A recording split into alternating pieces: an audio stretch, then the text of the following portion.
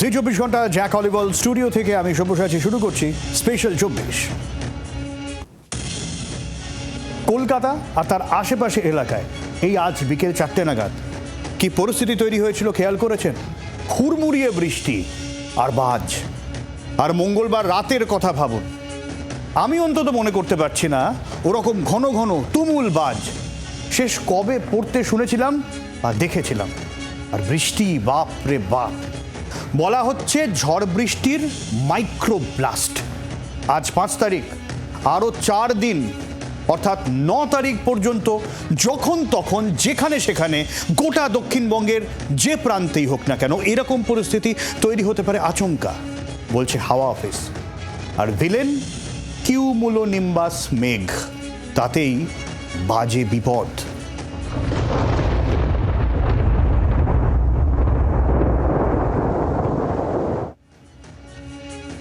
রাতে ভয়ঙ্কর বৃষ্টি, ঘন ঘন বজ্রপাত।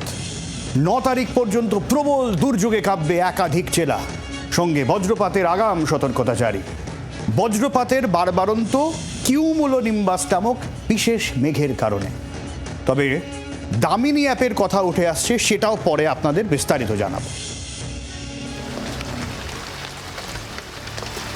বৃষ্টির জেরে কলকাতায় রাতে তাপমাত্রা কমল। স্বাভাবিকের তুলনায় তাপমাত্রা প্রায় 5 ডিগ্রি নেমেছে। তবে দক্ষিণবঙ্গের একাধিক জেলায় বজ্রবিদ্যুৎ সহ বৃষ্টি, তার সঙ্গে দমকা ঝোড়ো হাওয়া বইতে পারে। বজ্রবিদ্যুৎ সহ বৃষ্টিপাতের সম্ভাবনা কলকাতা, হাওড়া, উত্তর ও দক্ষিণ 24 পরগনা, পূর্ব ও পশ্চিম মেদিনীপুর, পূর্ব বর্ধমান, বীরভূম, মুর্শিদাবাদ, নদিয়ায়। অন্যদিকে উত্তরবঙ্গে বুধবার বিক্ষিপ্তভাবে বৃষ্টির পূর্বাভাস। দার্জিলিং সহ 5 জেলায় বজ্রবিদ্যুৎ সহ বৃষ্টির সম্ভাবনা। বিক্ষিপ্ত বৃষ্টি হবে মালদা উত্তর ও দক্ষিণ দিনাজপুরে।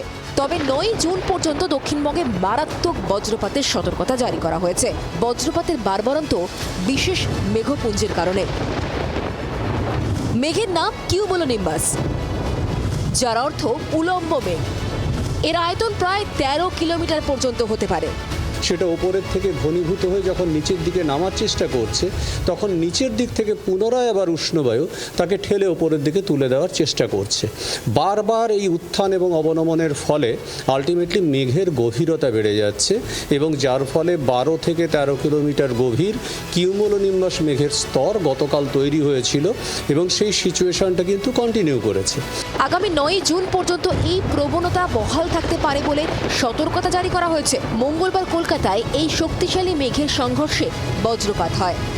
প্রতি মিনিটে শহরের কোথাও 3, কোথাও 5 বার বজ্রপাত হয়েছে। আগামী 7 দিন সাধারণ মানুষকে সতর্ক থাকতে বলা হয়েছে। এক্ষেত্রে মৌসম ভবন দামিনী অ্যাপ ইনস্টল ও তার অ্যালার্ট নোটিফিকেশন অন রাখার পরামর্শ দিয়েছে।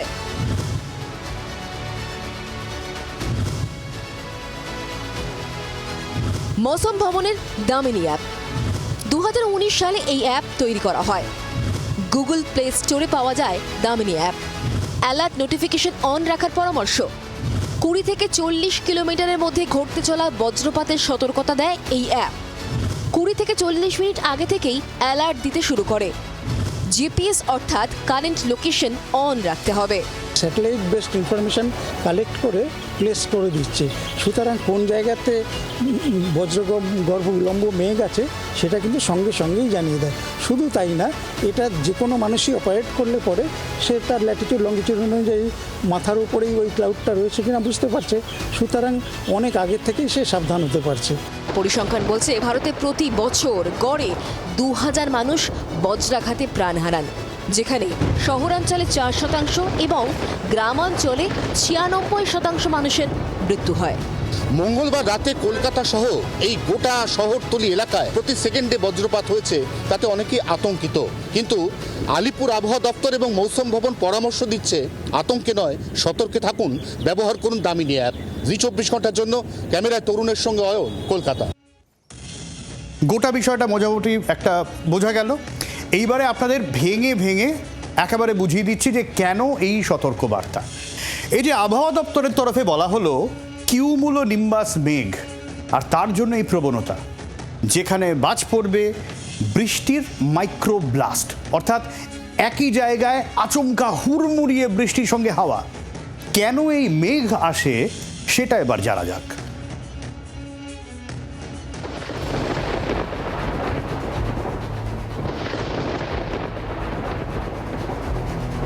বৃষ্টি হোক বা না হোক, বাজে সতর্ক থাকুন। মৌসুম ভবনের সতর্ক বার্তায় আগেই বজ্রপাতের উল্লেখ করা হচ্ছে। নয়াদিল্লির মৌসুম ভবন 3 থেকে 9 জুন পর্যন্ত অর্থাৎ 7 দিন পশ্চিমবঙ্গের দক্ষিণের জেলায় অতিরিক্ত বজ্রপাতের আগাম সতর্কতা জারি করেছে। এই বজ্রপাতের বারবারন্ত একটি বিশেষ গঠনের মেঘ বা মেঘপুঞ্জের কারণে। মেঘের নাম কিউমুলোনিম্বাস। কিউমুলোনিম্বাসের অর্থ উলম্ব মেঘ। এক একটির আয়তন 13 কিলোমিটার পর্যন্ত হতে পারে।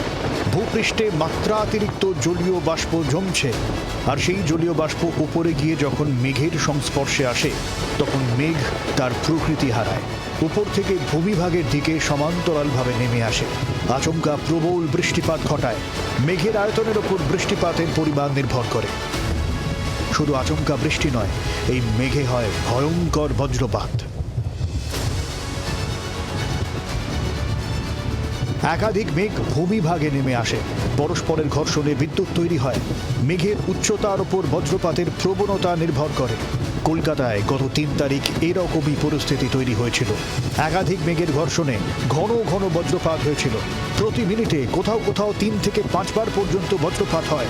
আবহাওয়া বিশ্লেষক এবং বিশেষজ্ঞরা মনে করছেন কিউমুলোনিমাস মেঘ এতটাই শক্তিশালী, তার ভেতরে এতটাই জলীয় বাষ্প, সেই বাষ্প আনুপাতিক হারে বৃষ্টি না ঘটাতে পারলেও পর্যাপ্ত বজ্রপাত ঘটায়। তাই সতর্ক থাকার প্রয়োজনীয়তা রয়েছে। দুপুর ও বিকেলের দিকে এই মেঘের পরিচালন প্রক্রিয়ার হার সব থেকে বেশি থাকে, ফলে দুপুরের পর সতর্ক হওয়া ভালো বলছেন বিশেষজ্ঞরা। এই প্রবণতা থাকবে আগামী 9 জুন পর্যন্ত। ক্যামেরায় তরুণের সঙ্গে অয়ন ঘোষালের রিপোর্ট, জি24 ঘন্টা।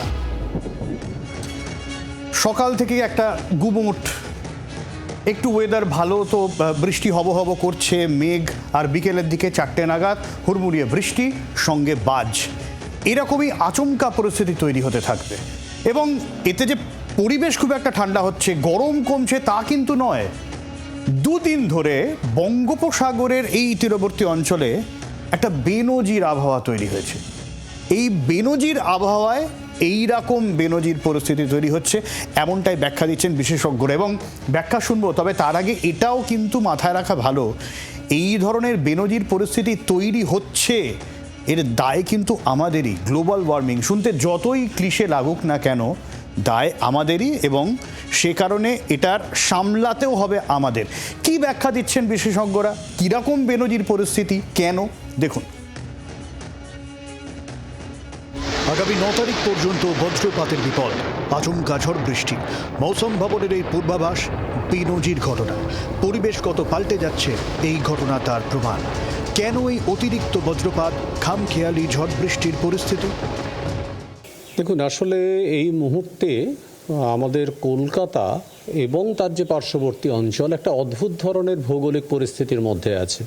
একদিকে আপনারা জানেন অলরেডি মৌসুমী বায়ু ঢুকে পড়েছে উত্তর পূর্ব ভারতে, এবং সেটা বাংলাদেশ সংলগ্ন অঞ্চল দিয়ে প্রায় স্টেবল কন্ডিশনে অবস্থান করছে। আরেক দিক থেকে পশ্চিম দিক থেকে একটা বায়ু আসছে, যেটা শুষ্ক বায়ু। অপর দিক থেকে বঙ্গোপসাগর থেকে প্রচুর পরিমাণে জলীয় বাষ্পপূর্ণ বায়ু প্রবেশ করছে, যার ফলে হচ্ছে এটা কি একটা ট্রিপল জাংশন পয়েন্ট তৈরি হয়েছে আমাদের এই কলকাতা এবং তৎসন্নিহিত অঞ্চলের ওপরে, যেখানে জলীয় বাষ্পপূর্ণ বায়ু প্রবেশ করে দিনের বেলা সরাসরি সেটা উপরের দিকে উঠে যাচ্ছে প্রসারিত হয়ে, এবং কিছু দিনের সময় গড়াবার সাথে সাথে সেটা উপরের থেকে ঘনীভূত হয়ে যখন নিচের দিকে নামার চেষ্টা করছে, তখন নিচের দিক থেকে পুনরায় আবার উষ্ণবায়ু তাকে ঠেলে উপরের দিকে তুলে দেওয়ার চেষ্টা করছে। বারবার এই উত্থান এবং অবনমনের ফলে আলটিমেটলি মেঘের গভীরতা বেড়ে যাচ্ছে, এবং যার ফলে 12 থেকে 13 কিলোমিটার গভীর কিউমুলোনিম্বাস মেঘের স্তর, এবং সেই সিচুয়েশনটা কিন্তু কন্টিনিউ করেছে। হ্যাঁ, এটা হচ্ছে ঘটনাটা অনেকটা মানে কি বলি, ফ্রন্টাল অ্যাক্টিভিটিস হচ্ছে এমন একটা ঘটনা যেটা আমাদের এই ট্রপিক্যাল কান্ট্রিতে অতটা হয় না, কিন্তু এক্সট্রা ট্রপিক্যালে হয়। এটা হচ্ছে কি 2 রকমের উইন্ড, মানে একটা হচ্ছে শুষ্ক বাতাস থাকবে আর এক সাইড থেকে, আর এক সাইডে হবে ময়েস্ট মানে আর্দ্র বাতাস থাকবে। এই দুইয়ের বাতাসের যখন সংঘর্ষ হবে তখনই এই ধরনের ঘটনা ঘটে। এই টর্নেডোর জন্য কিন্তু এই সমস্ত ঘটনাই দায়ী। যে আমাদের এখানে যেটা হয় যে এক নম্বর হচ্ছে ইনস্ট্যাবিলিটি ফেনোমেনা থেকেও ইনস্ট্যাবিলিটি তো এই রিজিয়নে আছেই, তার সাথে টর্নেডোর লাইক যেটা আমি বলতে চাচ্ছি যে ওই দুটো উইন্ডের সংঘর্ষস্থল, একটা হচ্ছে সাউথ ওয়েস্ট উইন্ড আর একটা হচ্ছে নর্থ ইস্ট উইন্ড। এই দুইয়ের সংঘর্ষস্থল হয়ে গেছে এই কোস্টাল রিজিয়নটা, মানে বে অফ বেঙ্গলের পূর্ব সাইডটা। উত্তরবঙ্গে বৃষ্টি জারি থাকবে আর দক্ষিণবঙ্গে চলবে এই বাজের বিপদ। তবে তাতে গরম যে খুব একটা কমবে তা কিন্তু নয়। দক্ষিণবঙ্গের বেশিরভাগ জেলায় আর্দ্রতাজনিত অস্বস্তি অব্যাহত থাকবে। ক্যামেরায় তরুণের সঙ্গে অয়ন ঘোষালের রিপোর্ট, জি 24 ঘন্টা। এই বাজ নিয়ে সতর্ক হওয়া জরুরি, কারণ গত কয়েক বছরের ট্রেন্ড যদি লক্ষ্য করেন দেখবেন এই বাজে মৃত্যুর ঘটনা কী হারে বেড়েছে। আমি সেই খবরও পরে দেব, কিন্তু তার আগে সতর্ক হওয়ার বিষয়টা আপনাদের জানাই। এই যে যেরকম ব্যাখ্যা করলেন বিশেষজ্ঞরা যে বাজ পড়বে, আচমকাই পরিস্থিতি তৈরি হবে, ছোট ছোট মিনি টর্নেডো, এটা গত কয়েক বছর ধরে কিন্তু ট্রেন্ড যে আচমকা একটা মিনি টর্নেডো হচ্ছে এবং কিছু অংশের বাড়ি ঘরদোর তছনছ করে চলে যাচ্ছে। এরকম আগে আমরা খুব একটা দেখিনি, এখন হচ্ছে। পরিস্থিতি পাল্টে যাচ্ছে, পরিবেশ পাল্টে যাচ্ছে। বাঁচতে হলে, সতর্ক থাকতে হলে দামিনী অ্যাপ ব্যবহার করতে হবে। দামিনী অ্যাপ, আগে শুরুতে যেরকম বললাম, আরেকটু বুঝিয়ে দিই কি এই অ্যাপ। কারণ একটা কথা মাথায় রাখতে হবে, আমরা যারা শহরে থাকি তারা বাজ পড়লে, বৃষ্টি পড়লে কংক্রিটের তলায়, যারা বাইপাস দিয়ে যাতায়াত করি ওই মেট্রো শেডের তলায় ঢুকে যায়, কিন্তু যারা গ্রামে কাজ করেন, যারা চাষবাস করেন, মাঠে কাজ করেন, তাদের বিপদ কিন্তু অনেকটাই বেশি। ছুটে গিয়ে কোথাও যে আশ্রয় নেবো আর গাছের তলায় তো একদম নয়। এই কারণেই আগে থেকে যদি একটু দেখে বেরোনোর, দেখে কাজ করার অভ্যেসটা করা যায়, তাহলে কিন্তু বাঁচার একটা সতর্ক হওয়ার উপায় থাকে। আর সেই কারণেই এই দামিনী অ্যাপ। বজ্রপাতের বিপদ থেকে আপনাকে বাঁচাতে পারে যে অ্যাপ, তার নাম দামিনী। 2019 সালে তৈরি অ্যাপ ব্যবহার করা অত্যন্ত সহজ। ব্যবহারের সময় আপনাকে অন রাখতে হবে আপনার নিজস্ব জিপিএস অর্থাৎ মোবাইলের লোকেশন, এবং অবশ্যই চালু রাখতে হবে আপনার ডেটা। বজ্রপাতের আগাম সতর্কতা প্রতি মুহূর্তে নাওকাস্ট প্রক্রিয়ায় জারি করে আলিপুর আবহাওয়া দপ্তর। যারা সেই সতর্কতা লক্ষ্য রাখতে পারছেন না তাদের ক্ষেত্রে মৌসুম ভবন দামিনী অ্যাপ ইনস্টল এবং তার অ্যালার্ট নোটিফিকেশন অন রাখার পরামর্শ দিয়েছে। প্লে স্টোরে মিলবে অ্যাপ দামিনী। অ্যাপ তৈরি করেছে ইন্ডিয়ান ইনস্টিটিউট অফ ট্রপিক্যাল মেটেরিওলজি, সহযোগিতা করেছে ইন্ডিয়ান আর্থ সায়েন্স অর্গানাইজেশন। বজ্রপাতের আগাম সতর্কতা দিতে পারে দামিনী। কারেন্ট গুগল লোকেশনের 20 থেকে 40 কিলোমিটার পর্যন্ত সতর্কতা দিতে পারে দামিনী। বজ্রপাতের 20 থেকে 40 মিনিট আগেই মিলবে অ্যালার্ট। যে হারে বাজে বিপদের সংখ্যা বাড়ছে, তাতে এই অ্যাপ ইনস্টল করে সতর্ক থাকা ভালো বলছেন বিশেষজ্ঞরা। একটা স্যাটেলাইট বেসড ইনফরমেশান কালেক্ট করে প্লেস করে দিচ্ছে, সুতরাং কোন জায়গাতে বজ্রগর্ভ উলম্ব মেঘ আছে সেটা কিন্তু সঙ্গে সঙ্গেই জানিয়ে দেয়। শুধু তাই না, এটা যে কোনো মানুষই অপারেট করলে পরে সে তার ল্যাটিটিউড লঙ্গিটিউড অনুযায়ী মাথার উপরেই ওই ক্লাউডটা রয়েছে কিনা বুঝতে পারছে, সুতরাং অনেক আগের থেকেই সে সাবধান হতে পারছে। বেশ কয়েক বছর ধরেই আমরা দেখছি দামিনী অ্যাপ যথোপযুক্ত ইনফরমেশান দিচ্ছে এবং মোটামুটিভাবে সঠিক ইনফরমেশান পাওয়া যাচ্ছে। হয়তো একেবারে ঘন্টা, মিনিট, সেকেন্ড মিলছে না, কিন্তু তারা যখন বলছে যে এই সময়টা একটা থান্ডারস্টর্ম হতে পারে, সেই ব্যাপারটা কিন্তু ঘটছে। যারা বিভিন্ন প্রান্তে বাড়ির বাইরে থাকতে হয় তাদের ক্ষেত্রে এটা ভীষণই গুরুত্বপূর্ণ, তাহলে তারা একটা সেফ জায়গাতে পৌঁছতে পারেন। পরিসংখ্যান বলছে ভারতে প্রতি বছর গড়ে 2000 মানুষ বজ্রাঘাতে প্রাণ হারায়। বিপদ এড়াতে ভরসা হতে পারে এই অ্যাপ।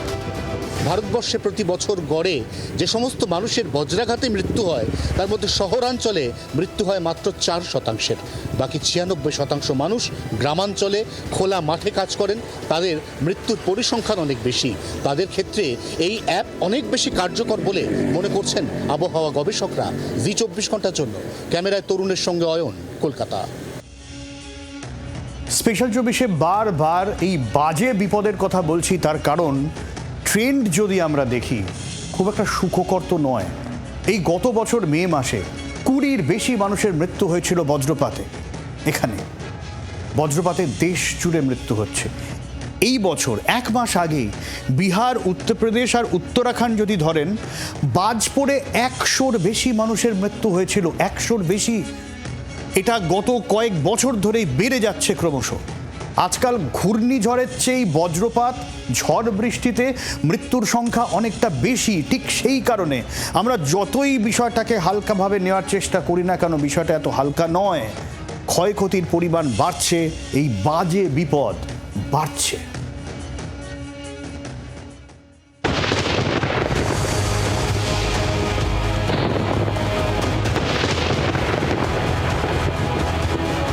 বজ্রপাতে মৃত্যু বেশি গ্রামাঞ্চলে, যার মধ্যে বেশিরভাগ মৃত্যু হয় চাষের জমিতে। চাষের কাজ বা গরু ছাগল চড়াতে গিয়ে দুর্যোগের মধ্যে পড়ে মৃত্যু ঘটে। বিশেষজ্ঞরা বলছেন বাংলাও বজ্রপাতের হটস্পট হয়ে উঠছে।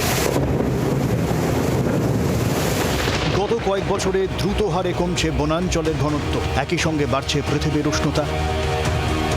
জলাভূমির সংখ্যা কমছে, তৈরি হচ্ছে বড় বড় বিল্ডিং। এসবের কারণে একদিকে যেমন বাড়ছে দূষণের পরিমাণ, অন্যদিকে বেড়ে চলেছে বাতাসে দূষিত অ্যারোসলের পরিমাণ।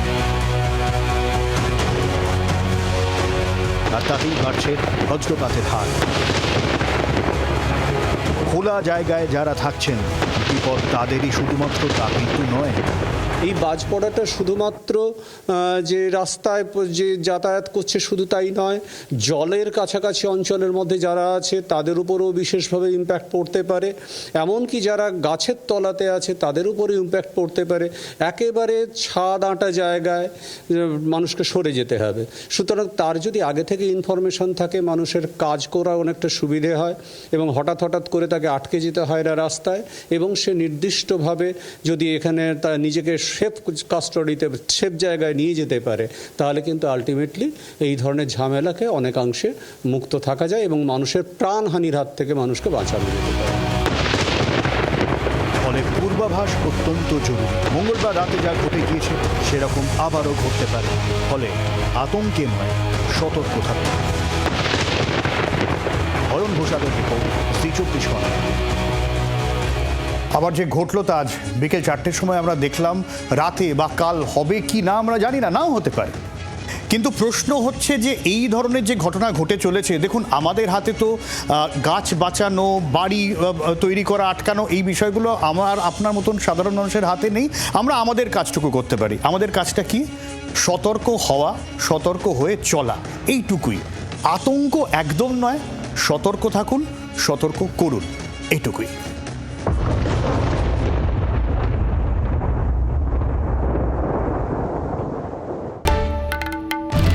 বাংলার আওয়াজ, বাঙালির আবেগ, জি24 ঘন্টা।